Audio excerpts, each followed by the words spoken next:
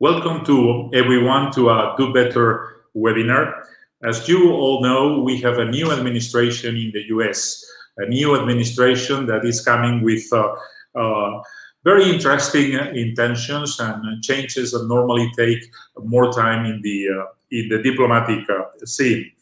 It is important to say that when a new administration comes in Washington, all eyes turn to the capital of the US to know what the changes can be brought by the new administration, and it is a moment where we look around and see how changes and new policies will be implemented.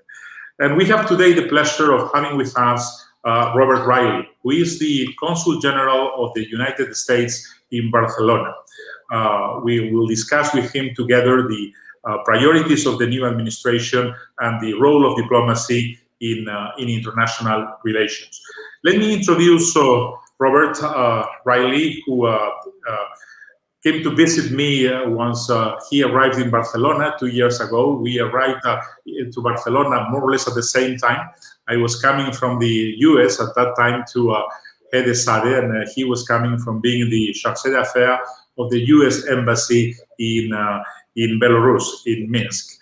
Let me give you a very brief introduction to his bio.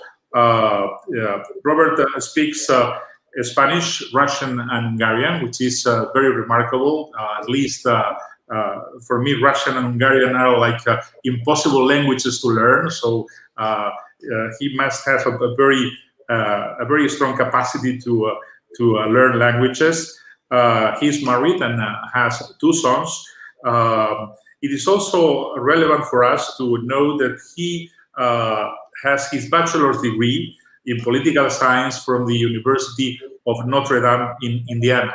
And Notre Dame is a very close university to ours. It's a Catholic university, as it is Esade. So we come to some extent from an interesting common background. And after his bachelor's degree, he received his law degree from the University of Michigan in Ann Arbor. And later, he was an attorney for 8 years in one of the largest law firms in Seattle, where he was elected to the partnership. And he specialized in intellectual property, securities, and employment matters.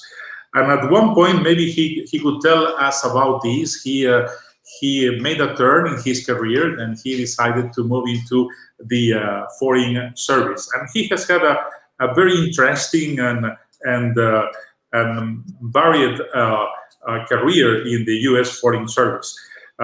He has been working mainly in Eastern Europe, in Hungary, in Budapest, and also in Belarus, but as well in Latin America, in Tegucigalpa, Honduras, Bogota, Colombia, and San Salvador in El Salvador. 3 countries that I know by experience that are not especially easy, especially considering the U.S.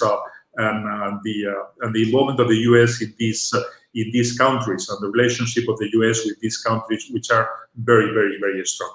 And also, we have also to say that he has been posted also in Madrid, in Spain.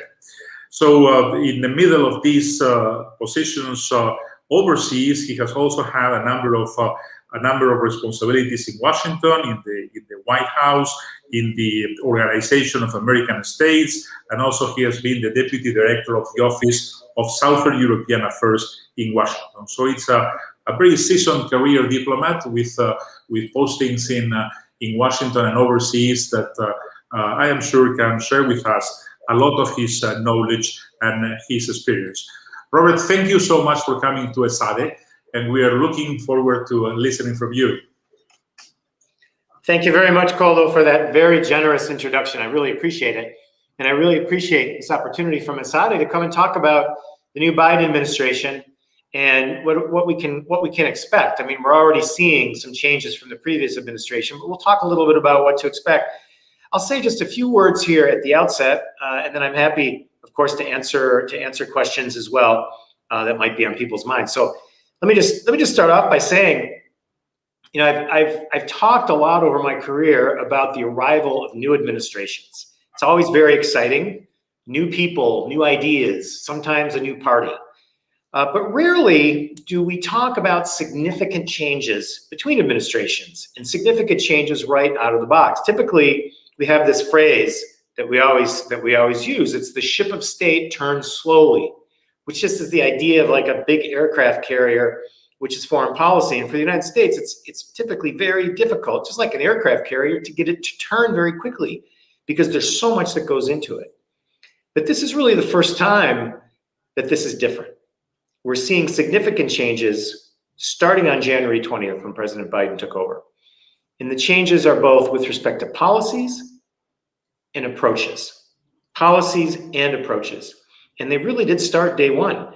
And this is something that's a little bit new. Of course, part of that is because we had a very unique presidency before President Biden took over in Donald Trump. And we'll talk a little bit about that too. But President Biden has made clear that he's going to make some changes. He's already made a lot of them, and he has more of them in store. So I said changes in policy and changes in approach. One of the biggest changes we saw right at the beginning was a change in tone, a change in communication style, a change in talking to people. As we know, President Trump had a unique style. He used social media a lot. He used Twitter. We've all seen the tweets. And he was very, very aggressive in his speech, very aggressive, including with some of our allies. President Biden changed that from day one, as did the new Secretary of State, Anthony Blinken. They made clear they were going to speak in a more, what some call traditional tone, others would just call it a more respectful tone, a tone that's more appropriate for allies and partners. And speaking of allies and partners, they've also made clear that they're going to try to repair the alliances we have, strengthen them, and get back to working together with our allies and partners as we are familiar with doing. There's going to be less friction, at least on most issues, with a lot of our allies and partners. So an approach, we have a different tone, and we've got a greater emphasis on working with allies and partners rather than going it alone. And then on policies, we've got some changes already happening as well. The day the president took over, he announced that he was planning on returning the United States to the Paris Agreement on climate change. And just 2 weeks ago, the technical process for making that happen finished. So the United States is once again part of the Paris Accord. And in fact, President Biden made clear how important he thinks it is by nominating former Secretary of State John Kerry to lead the effort. And the importance of that particular nomination shows just how important President Biden thinks climate change is. He's made clear, as has Secretary Blinken, climate change is an urgent issue for all of us. And the United States wants to work with our partners to address that. Something else he made clear was that he was going to start working more with the international community to combat the COVID pandemic. He instantly started participating in more groups that are working together with their allies and partners. And just a couple of weeks ago, the United States announced that we're contributing $4 billion, that's billion with a B, dollars to the COVAX organization to try to ensure that countries of lesser means also have access to the virus. And he's just committed in general to working more with our partners here in Europe and other parts of the world to combat not just this pandemic, but other health issues that we'll no doubt have to face. It's one of the reasons why he announced that we're rejoining again the World Health Organization, which is a very important move. He's also said that we're going to do some things the same when it comes to Iran and some things different. He's entertained the possibility of rejoining the Iran nuclear agreement. He said that we're expecting Iran to comply with its obligations, which it's not doing right now. But if Iran demonstrates willingness to come back into compliance, we're willing to talk about coming back into that agreement as well. China's a big issue as well. It's a big issue for us. It's a big issue for Europe and other parts of the world. I think China is one of those areas in terms of actual policy, we're going to see some things stay the same and some things maybe change. The biggest change, again, is going to be with tone. You're not going to see as much belligerent talk about China. You're not going to see as much aggressive talk. You're going to see more traditional diplomatic talk, but you're also going to see the United States working with our European allies and other partners in the world to ensure that China fairly treats the rest of us when it comes to trade. We have a strange relationship with China. They're our trading partner, they're our adversary, our military competitor. They're all of these things at once. It's a complicated relationship, just like it is for Europe. But going back to that idea of allies and partners again, the president's made clear, the Secretary of State's made clear, and we're already doing it here in Spain, We're going to work with our partners and allies because we'll accomplish a lot more together when it comes to China than separately. You know, the US and the EU together make up more than a third of the world's trade. And if we're talking about trade relations, we can certainly face China and other challenges a lot more effectively together. Another area where you're going to see some change, and we already have, is Russia. It's not a surprise, it's not a secret that the previous administration had a unique relationship with the Putin government. Congress continued to impose sanctions, but the Trump administration wasn't quite as willing. The Biden administration has made clear that we're not only willing to impose sanctions on Russia to counter its behavior, its malign behavior around the world, but they're willing to do that in coordination with the European Union. In fact, just last week, the United States announced that we were going to support a similar approach that the EU has taken to Russia sanctions, and that demonstrates that we're cooperating more with Europe. Trade relations, we're going to see some things change on that as well. You're going to see President Biden and diplomats like me and others defending American interests, defending American trade interests, just like before. But again, you're going to see it in coordination with our partners and allies. Just a few days ago, the United States announced an agreement with the European Union to suspend the tariffs that we imposed against each other for 4 months to give us a chance to try to negotiate and work out these differences that originally led to those tariffs. That in itself shows a willingness on both sides to renew cooperation. And I think we're going to be seeing more of that. So we're going to see a lot greater emphasis on working with partner and allies, a lot greater emphasis on multilateralism in organizations like the World Health Organization and other groups, more coordination between the EU and the United States, strengthening the NATO alliance, and strengthening our partnerships and alliance with countries in Europe, alliances we've had for a long time, old and new partners in Latin America, Africa, and Asia. So we'll see a lot of that as well. And finally, let me just mention, we're also going to see a renewed focus on trying to counter authoritarianism and strengthen democracy around the world. And this is part of our effort, again, working with partners and allies to make sure that we're both promoting democracy and prosperity for all of us together, not just alone. And so that kind of sums up where we are right now in terms of policies and in terms of a new approach that the Biden administration has announced that it's going to pursue. I want to mention too, one last thing before I turn it back over to Koldo, and that's the importance of countering misinformation. It's one thing that Biden has said that's important to its new approach. It's certainly something we've been doing here at the U.S. Consulate in Barcelona, supporting a lot of programs to promote media literacy and counter disinformation. And it really is really, in the modern world, one of the biggest threats that we have to face, the combination of disinformation and a lot of political movements that are trying to take advantage of both disinformation and people who are feeling ignored in the world. So that kind of gives an overview, Koldo. I'm really happy to, again, have this opportunity to talk with you all about the new administration, its priorities, and what its plans are. Thank you very much. Okay, thank you to you, Robert. I think that was a very well-informed presentation to introduce the discussion, and you cover most of the topics that I had here as worded as questions. But if you allow me, I would like to go deeper into some of them. Sure. You started by talking about the new national strategy to fight the pandemic in the US, which is showing results. By the way, I read the other day that 2 million people were vaccinated per day, which means a huge increase over how the country was doing before.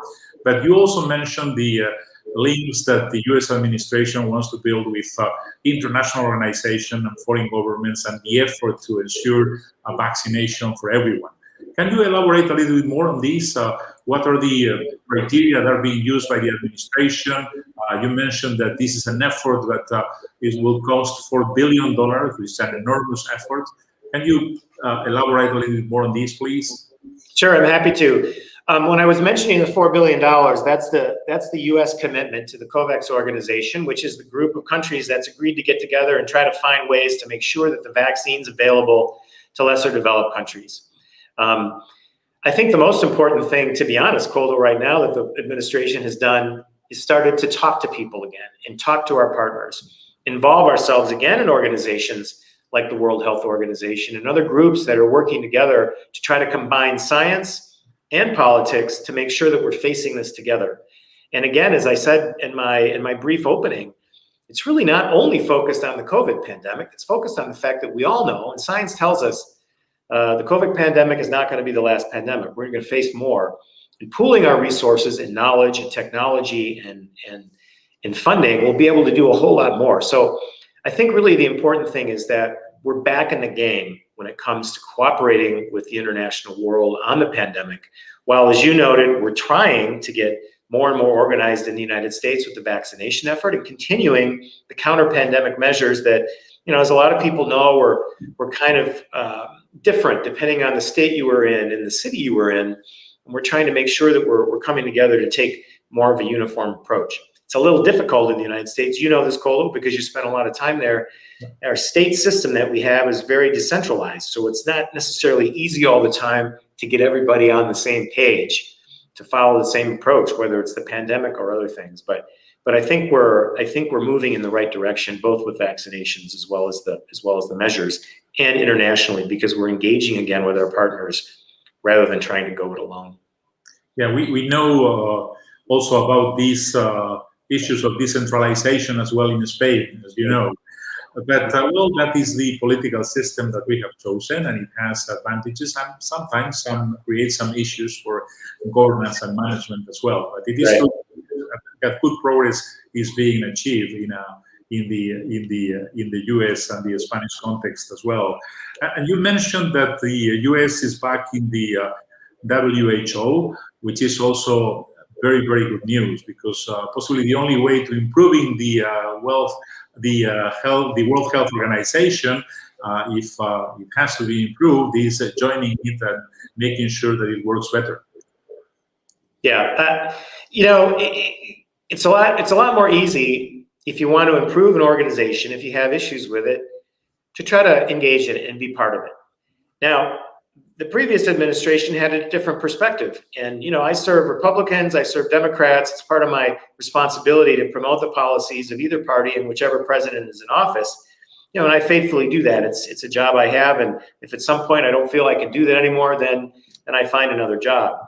The previous administration had a much more confrontational approach. The Biden administration has gone back into the organization, as I mentioned, and as you noted, partly to do exactly what you said. It's not because we believe it's a perfect organization.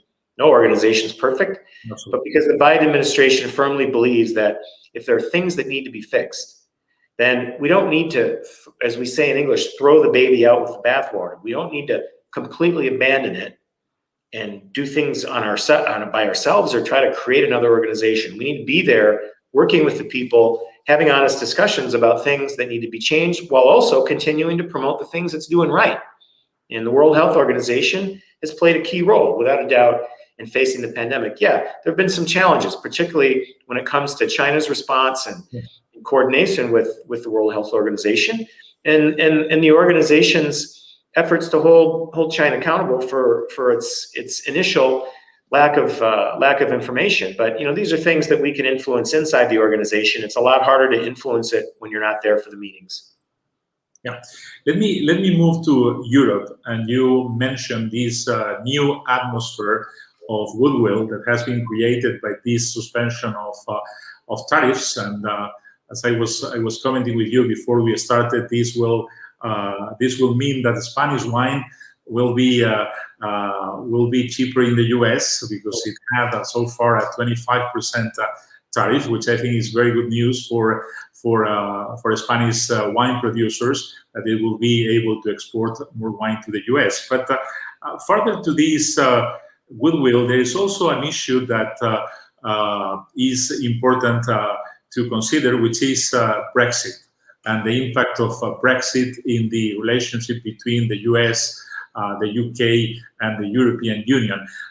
How do you see these negotiations evolving? Because you have to deal at the same time now with two different counterparts in Europe, the UK and the European Union. Yeah, it's I'm not going to say anything new when I say it's complicated. There's no doubt it's complicated, and this is one thing that that's true that many have said. We respect the decision of the British people. We respect the result of the referendum, It provides a lot of challenges, not just economically, but also kind of a reorganization to a certain extent of our approach to security as well. I mean, obviously the UK is still a NATO member along with all the others, but delinking the UK in so many other ways means that we need to ensure not just that the economic situation is taken care of, but that we're always focused on the security relationship as well. I think that what we're going to see is an effort by the Biden administration to continue to be looking at both parties from a bilateral perspective. In other words, the United States with the EU and the United States with the United Kingdom. But as you said, we're going to be influenced by the evolving negotiations between the two of them. And so really the most I can tell you at this early time, since the administration hasn't been in office even for 2 months yet, is that the United States, as it's always supposed to do, is going to be defending its interests when it comes to trade relations with the United Kingdom and trade relations with the European Union. And one of the ways that we have to do that is to be up to speed on how the negotiations between that country and those groups are going. It's not going to be easy, but the thing that will help us along is being engaged and being there and being a welcome member in meetings, getting as much information as we can, having people not suspicious of us, when we're participating. And I think that'll move us along, not without complications and not without challenges. It's going to be much more difficult, obviously, when we've got to negotiate in two different ways, but I'm sure that we'll get it done. I wanted to mention, because it's related, Koldo, if you don't mind, the Trump administration became famous for this phrase, America first, right? Mm-hmm. America first. It was an important phrase that he used in his campaign, and then he continued to use it. It was a very important political phrase, but I have to be honest that phrase and how it was used always kind of irritated me, but not for the same reason that it irritated a lot of our friends and partners. Mm-hmm. It irritated me because as a diplomat, I've been doing America first since I joined the State Department 25 years ago. That's my job, to defend the interests of the United States. Just like you here in Spain should expect that your diplomats are doing Spain first. That's what you pay them to do. But it became the mantra of the U.S. first and no one else. And so I think what I've done throughout my career, and I think what we're getting back to, is the United States promoting its own interests, but in coordination with others, because I've always believed that working with others, coordinating with others, engaging with others, talking about others' interests gives us a much better chance for all of us to win. And in the world of globalization and technology and disinformation and everything that's going and moving so fast and disruption, in your business school, you talk a lot about disruption. We got to be working together on these things so that we can all prosper and we can all try to create better conditions for everybody in all of our countries. I think that's also an excellent point. You were talking in the beginning about a change of approach, and an approach in diplomatic relations is a matter of substance. It's not only a matter of form. And if you approach your allies in a way that is consistent with the fact that you have to build trust and you have to be close all the time, of course, the result can be very, very different. Let me ask you about a country that you mentioned in your introduction that you know very, very well, which is at the center of a lot of worries in the European Union, especially after the visit of the Spanish commissioner or the Spanish vice president of external affairs, which is Russia. How do you think that the US and the European Union can work together and cooperate in relation to Russia? That's a great question, Koldo. The US and the EU, just like with China, but in different ways, have a lot in common when it comes to Russia. And just as with China, just as with climate change, just as with the COVID pandemic, we can accomplish a lot more coordinating and working together. And that's why it was nice to see last week the United States and the EU playing off the same sheet of music, supporting each other when it came to Russia sanctions. I learned a lot about Russia in my 2 years in Belarus, and I've also, in other positions I've been in, I've worked on Russia-related issues. Russia's also a partner. It's a different kind of partner than China is. The trade relation is not the same. And it's especially a partner for Europe. It's right there. It's right there on your doorstep. But we can't be naive about what Russian interests are or what their record is for pursuing their interests. The poisoning of Mr. Navalny was just abhorrent.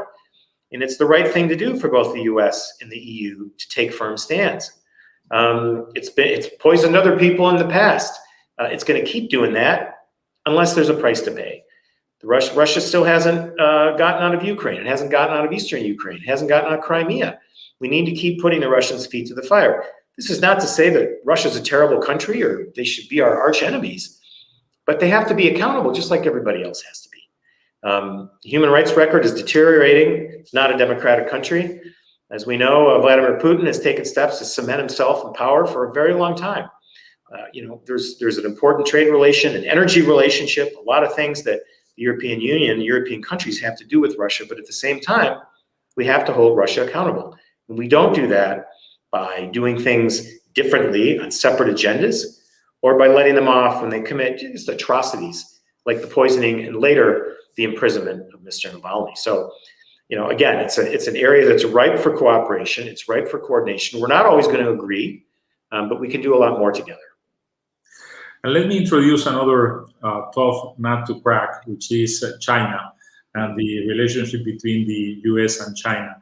I remember when I was posted in Chile in the beginning of the 2000. It was in 2000, between 2013 and 2016, and there was a very strong interest of the Chilean government in the Trans-Pacific Agreement, which was considered to be an agreement of nations that was not including China, but it was creating an open space of trade with quite modern trade formula that was to some extent a counterweight to China in terms of trade, and to possibly try to deal with China with a proactive trade policy in the Pacific area. Do you think there is any possibility of reviving the Trans-Pacific partnership with the new administration, or that's a very long shot? Yeah, I have to be honest, I'm not sure about that because that's not something that is landed on the agenda quite yet. But what I can tell you, and the administration has said this, is that they are interested in coordinating, again, talking about allies and partners again, coordinating with like-minded countries to ensure that the trade relations with China are fair. There's already been talk about doing that more with the European Union. As I said, there's an enormous trade relationship there, and it may well be that it makes sense to do it with other allies and partners. China has enormous financial and strategic influence. There's no doubt about that. Going all the way back to my time at my very first post in Honduras, we saw China's efforts to try to gain more influence, offering money, offering subsidies, and that, as you know, because of what you just brought up, has continued to this day. I mean, the Belt and Road Initiative and other individual projects in countries, from dams to other infrastructure projects, they're all over the world. What we have to do together with our partners and allies is make sure that everybody is seeing these deals with clear eyes. China does not do these projects for free. They were even getting into Belarus when I was there. In fact, Belarus has a huge National Victory Day parade every year to celebrate the end of the Great War. And when I was there, for the first time in anybody's memory, the Belarusian government, Lukashenko, had the Chinese military marching ahead of the Russians in that parade. That was a huge message. That hadn't happened before, but it tells you the influence that China can have. It doesn't mean countries shouldn't do business with China. It doesn't mean everything's wrong with China, but we've got to approach it clearly. Same thing when we get onto the topic of 5G. China's trying to exercise its influence all over the world with 5G, with Huawei and its other businesses.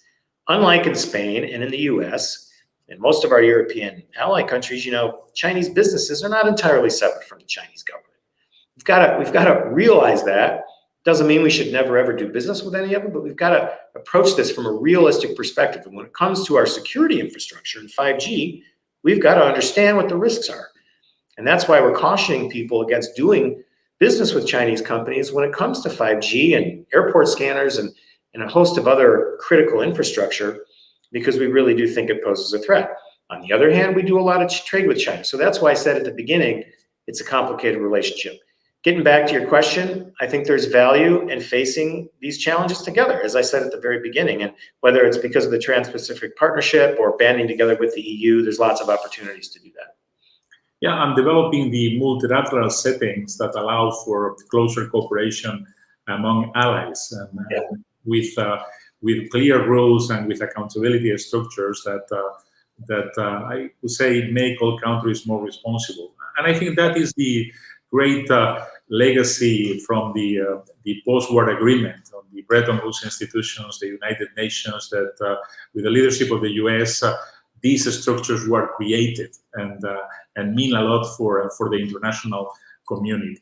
Let me move to another multilateral setting that you mentioned, which is the Paris Agreement. And you mentioned that the US has taken the decision to come back to the Paris Agreement, and that the president has appointed John Kerry as a special envoy to the Paris Conference.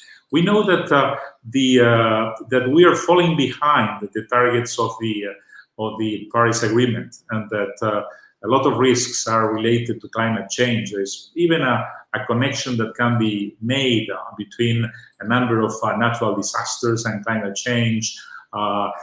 What is your view of the renewed commitment of the US in relation to climate change, clean energy, and the signal of returning to the table? Well, look, the biggest change that I see is that what you're hearing from the United States now is that we realize and we're approaching it as an urgent issue, partly because of what you just said, we're behind. During the previous administration, we didn't reverse all of the work that had been done internally. I mean, the administration made clear that we were pursuing our own approach to it, both internally and externally. There were still efforts made to pursue a clean energy policy, but under the Biden administration, they've made clear that we agree that it's an urgent issue. It's not just urgent for us, it's urgent for the whole world. And once again, I know I'm sounding like a broken record. Working with everybody else, we're much more likely to find a path forward. We are behind. Reputable scientists agree that we're behind. You mentioned some of the manifestations, whether it's national disasters with melting ice caps, you name it. And if we're behind on something, we're gonna catch up a lot more quickly if we can do it together and agree on some methods and steps. And that's what's being discussed right now. I mean, the president's announced he's pulling together a leaders conference. I believe it's going to be set up for April sometime to really have the first discussion of all these leaders, including the United States, in a very long time. It's not easy, because it's not easy to get a bunch of people to agree not only on what they're willing to do, but on what everybody else should do. Everybody has a different idea about who's responsible for doing what the data should be that drives people's commitments. But at least we're talking again. And again, as I said, we're recognizing it as the urgent issue that it is. And I think that's a big step forward. Yeah, a lot of work to be done together there as well. And let me touch on something that you also mentioned, which is always complicated, which is the role of the US in the promotion of democracy and human rights. I believe that from what I have heard from the US administration and from the new Secretary of State, be committed to the values of democracy and to human rights doesn't mean being committed to, let's say, impose regime change into countries. What could you say in relation to that? Because in the past, this has been seen as a forceful approach from the US. Now it seems that it's going to be more limited or more consistent with limitations of reality. I don't know about limitations or what emphasis you're going to see that's different from before on trying to work with other countries to bring change to countries such as Venezuela, where the people are clearly suffering. I mean, I think that you're still going to hear us say, and in fact we have, that we need to work with our allies and our partners, including Spain especially, to bring democracy to Venezuela. I mean, the Maduro government is a dictatorship, plain and simple. It's a brutal dictatorship. We've all seen the television images and the repression that's gone on there. Some of the nastiest images we've seen in a long time. something's got to change there. Current government is not a democratic government. So if you're talking about trying to bring democracy to Venezuela, obviously you're talking about bringing some changes to Venezuela. What that doesn't mean is, the U.S. military is going to go in and impose it, or some coalition of like-minded countries with all their militaries, they're not going to go and impose it. That's not what we do. But what we do is try to support the people of countries like Venezuela and Belarus, for that matter, where I was. I mean, things have taken a really unfortunate turn in Belarus, since I was there. And so we're trying to work again with the EU on that issue too. So you're going to continue to see us try to press forward to counter authoritarianism, to back democracy, admitting that we have our own challenges and problems at home, that we're not perfect either, but working with other countries to try to promote democratic values, because promoting democracy is a key part of also promoting prosperity for people. And it also helps us try to defeat some of these efforts around the world to grow and promote populism and create further threats to democracy, as we're seeing in the United States and Europe as well. So I think it's important for all those reasons.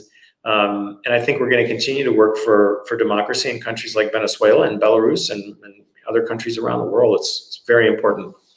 Yeah, I cannot agree more with you on that. I think that we need to have the diagnosis clear, and the diagnosis, as you said, is that these are cruel regimes, dictatorships that are turning misery into their people, and there should be an international coordinated response trying to revert the situation. A little bit my question is, was to what extent a single country can bring about that change? But as you said, it should be through cooperation with allies and through structures of diplomacy that this could work. Let me ask you for a last point, which has to do with your work here in Barcelona, in Spain. How do you see the relations between the US and Spain? What opportunities do you see in further cooperation? I understand that the relation is extremely good, but what, in your view, are the, let's say, most important areas in which cooperation should be or could be enhanced? Sure. Yeah, as you said, Koldo, I mean, it's one of the reasons that it makes my job, so agreeable here. I mean, relations between the US and Spain have been very good and very strong for many years, regardless of who's the president of Spain or who's the president of the United States. I mean, we have our ups and downs. When I was in Madrid, and from 2002 to 2005, we had a few bumps in the road when, right after the very tragic train bombings, just to everybody's surprise, including in Spain, you switched from the Pepe to the socialists, very quickly, and changing a relationship with some bumps in the road. But we have a great relationship. We have a great relationship, and when it comes to security and defense, we have a great trade relationship, and we also cooperate really well on the issue that you just brought up, which is human rights and democracy. I think there are further opportunities to cooperate in all three of those areas and to ramp up the cooperation. And one thing that you'll hear all U.S. diplomats say who are in Spain is that what we'd love to see is Spain even doing more, making its voice heard more on the international stage, in the EU, in NATO, and in other groupings around the world, because we all think that Spain has tremendous potential. Spain has its own internal political complications, just like every country does. The United States, as we all know, is no exception to that. But we really think that Spain has a lot to offer. And so, you'll hear me encouraging my Spanish counterparts, and my friends in Madrid do the same, to try to persuade them to really make their voice heard. It's a strong voice. It's a valuable voice. And even talking about democracy, there's a very robust debate, let's say, about certain issues relating to free speech and the Catalan independence issue as well. But Spain has a lot to tell the rest of us about what it's done with its democracy since the mid-70s. I mean, it's really been tremendous, and I'm not saying there are problems or challenges, but I think Spain should be proud of its history and proud of the role it can play by taking up a more front and center seat on all of these issues. We'd like to see that happen. Yeah, absolutely. It's one of the most interesting comparative cases in political transition and economic development. Yeah, it really is. It really is. That's very, very true. I have a few questions coming, and I have one possibly from a student interested in going to work to the US, saying how hard is it to come to work in the US as a European, how hard it will be with the Biden administration. Yeah, I don't think the steps that you need to follow to work in the US are going to be any different with the Biden administration as they were under the Trump administration. I mean, we're talking about some immigration reforms, but it has more to do with with the challenges that we see with illegal immigration and the history of the political parties not being able to come to agreement on that. There are several ways though for Europeans to work in the United States. You can work for a company, an American company, who can apply for an H-1B visa for you, get that petition approved. You got to have a job offer to do that, but that's one way to do it. If you go to study in the United States, which we're we're in favor of, the Esade is a great university. It's a great school. There are great universities in the United States as well. So, we're promoting American education. If you go to study in the United States, there are more opportunities to stay and work in the United States based on the way the immigration laws work there as well. You could marry an American, of course. That's another option. It's probably not the one you were thinking of, but there are opportunities. You have to just kind of keep up to speed on what the current immigration laws are. When we're talking about students of your school, I would suggest connecting up with American companies who might need people with your specific background and expertise, and kind of approach it that way. Yeah, I wish we had the same regime here as U.S. universities have for their students to apply to jobs and to a special business in the U.S. Because that's an advantage that we don't have for our students. Having finished here and applying to visas here is not the same easy as it is in the U.S. Yeah. So, but of course, it is a challenge for a European coming from a European university to go to the U.S. You need an American company to employ you and to get your visa. I have a question from a Chinese student here asking whether you think that the next 4 years would be years of more competition or more cooperation between the US and China. Both. I think it's going to be both. I mean, we're going to try to have more cooperation when it comes to trade issues as well as other issues, because China's obviously a very important, very influential country. If we can cooperate with China on some of the most important issues facing the world, including the pandemic and climate change, things like that, we're going to do that. We're also going to do it on trade, as I was discussing before. I mean, we have a huge, United States and Europe has a huge trade relationship with China. We make up a third of it ourselves, but we've all got, a huge relationship with China. That's not going to stop. We need to find ways to cooperate and make sure that it's fair.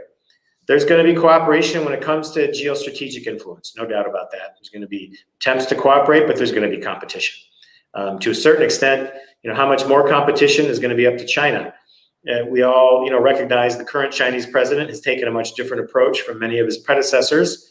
He's decided to take the country a different way, both internally and externally, and that's proving to be a challenge for some of the other countries, both in his region as well as around the world. We're going to have to cooperate with our European partners on that. So I think, as I said, relationship between the United States and China, just like the relationship between the EU and China, is very complex. It has many levels. It's like an onion when you're trying to peel off the skin. Mm-hmm. So there's a lot there. In some ways we'll be cooperating, in other ways there'll be more competition. Okay, I have another question here asking whether you see any European Union priority that could deviate from Biden administration priorities. Well, that's a better question to ask, your European Union colleagues. But I mean, from my perspective, I said earlier, the American people pay me to defend American interests. The EU and everybody who works at the EU gets paid to defend the interests of the member states and the organization of the European Union. So when it comes to trade, that's what the European Union is going to be doing. It's going to be defending its interests to the great extent possible. And sometimes American interests and EU interests are going to conflict. I mean, we're seeing that when it comes to the internet tax. we see it with the tariffs that were just suspended for 4 months. We've got disagreements about stuff like that. Each individual member state, as many of you know, has its own individual issues when it comes to subsidies of certain industries and certain groups. Privacy questions are also there. Payment of taxes and other, there's all kinds of areas where we could potentially disagree. I'm hopeful that with the new approach of the Biden administration, emphasizing cooperation and dialogue, and let's face it, as you said earlier, respectful treatment of our friends and allies, there's a much better chance that we'll be able to work these issues out. There's going to be clashes, no question about it. But I think there's a much better chance that we're going to work these issues out. Yeah, one of the difficulties of coming to Esade is that you can face questions from students coming from all over the world. Yeah. And there's one student here asking, how will the Biden administration help to solve the Israeli-Palestinian conflict? Move the embassy back to Tel Aviv, stop illegal settlements, help the international court with its investigation? Yeah, I think that's one issue of all the issues we've talked about that I have to say we're going to wait and see, because that's what the Biden administration has said. This is an issue that since the day I walked into the State Department 25 years ago, has been a front burner issue. It's been a priority for the United States. It's been a priority for its most important allies and partners in Europe and in the Middle East. And it's, as we all know, it's one of the most intractable issues that the world has seen for a very long time. It's not an easy issue by any stretch. It's not going to be easy to solve. I think what you are going to see is a very, very diligent commitment by the Biden administration to do whatever it can. It's already hired brought in some of the best, most recognized experts to try to go back in there and see if we can work some movement. But it is difficult. The Biden administration's relationship with the Netanyahu government may end up being a bit different than the Trump administration's relationship was. It was a very close relationship. We might see a change to that. But in terms of the nuts and bolts, we have to wait and see. That's something that is so complicated and requires so much thought and dialogue that it's going to have to percolate, I think, for a bit till we actually see some of the new approaches that are going to be in the works. There's something else here, commenting on the relations between the US and the European Union, and it touches upon the issue of capital transfers and technology, and especially technology companies, and the eventually different regulatory approaches, I suppose, to technology companies, which are extremely powerful. Some of them, or most of them, are basically US companies. Do you see any issue related to that, different regulatory approaches that can cause trouble between the US and the European Union? Well, I already talked about the internet tax. That's one example. And the United States, is just as opposed to that in this administration as it was in the other. But yeah, there's going to be some issues to work out, let's say, on that. As you said, the biggest technology companies most of them are American. They've done their best to exercise their influence in Europe because they're private companies. They're trying to do the best for their shareholders. The European Union has indicated, as well as some individual member states, that it wants to take a different approach. I think what's important, again, going back to dialogue, that we're able to sit down as friends and allies to talk about it, but that we're also able to see commonality, because we can't stay too focused on our own differences and the battles between our own companies when we have challenges we're facing overseas, including from China. The more focused we are on our own challenges and battles, the less time we're spending on looking at how we can face some of the external challenges together when it comes to technology and artificial intelligence, disinformation, and other ways to influence individual societies in the world. So we're going to see some competition. We're going to see some challenges. Hopefully most of it's healthy. Hopefully it's respectful. And hopefully we'll be able to work most of it out. But that's a great question, because we will see differences in approaches. Thank you, Robert. And let me finish with a small but practical question.